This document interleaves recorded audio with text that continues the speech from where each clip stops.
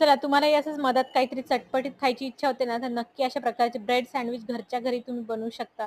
तर मी त्यासाठी इथे घेतलेलं आहे अगोदर ग्रीन चटणी बनवायला. त्याच्यासाठी घेतलेला आहे पुदिना, हिरवीगार कोथिंबीर, 2-3 हिरव्या मिरच्या, त्याच्यामध्येच टाकलेले आल्याचे तुकडे सुद्धा, थोडंसं मीठ टाकायचं, लिंबाचा रस टाकायचा आणि मस्त पाणी टाकून बारीक अशी हिरवीगार पेस्ट आपली तयार करून घ्यायची किंवा चटणी तयार करून घ्यायची. एकीकडे सगळ्या व्हेजिटेबल कट करून घेतलेल्या आहेत. मी ज्या कोणत्याही आपल्याला व्हेजिटेबल आवडत असेल, त्या नक्की आपण याच्यामध्ये वापरू शकतो. याच्यामध्ये मी कांदा, टोमॅटो, काकडी आणि त्याचबरोबर शिमला मिरची सुद्धा घेतलेली आहे. दोन्ही ब्रेडला बटर लावून घ्यायचं. एका ब्रेडला लावायची हिरवी चटणी आणि दुसऱ्या ब्रेडला लावायची आपली टोमॅटो सॉस. छान सगळीकडून टोमॅटो सॉस लावल्यानंतर त्याच्यावरती आपल्याला टाकायचे सगळ्या व्हेजिटेबल आणि आपण याला क्रिस्पी, क्रंची करू शकतो. एकदम मस्त तव्यावर सुद्धा आणि ब्रेड सँडविच मेकर असेल तर त्याच्यावर सुद्धा.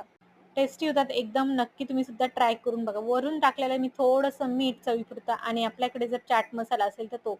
मी चीज टाकायची विसरली होती. वरून टाकलेलं आहे चीज मस्त भरपूर असं आणि मस्त दोन्हीकडूनही आपल्याला छान याला फ्राय करून घ्यायचं आहे. बघा एकदम चीझी दिसत आहे. नक्की तुम्ही सुद्धा ट्राय करा आणि खूप टेस्टी लागतात. मुलांना तर खूप आवडतात.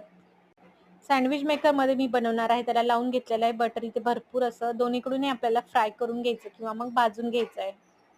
छान आपले ब्रेड सँडविच दोन्हीकडूनही मस्त खरपूस कलर येईपर्यंत भाजून घ्यायचे. क्रिस्पी झाले पाहिजे एकदम आणि खूप टेस्टी होतात. तुम्ही सुद्धा नक्की ट्राय करून बघा.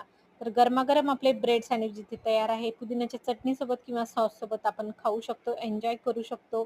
तर बघा खूप छान असा कलर आलेला आहे आणि एकदम क्रिस्पी झाले होते. तर ब्रेड सँडविच नसेल तर आपण तव्यावर सुद्धा याला तयार करू शकतो. अशा प्रकारे बटर लावून घ्यायचं आणि मस्त दोन्हीकडून खरपूस कलर येईपर्यंत भाजायचे आणि एन्जॉय करायचे. कसा वाटला छोटासा व्हिडिओ आवडला तर लाईक करा.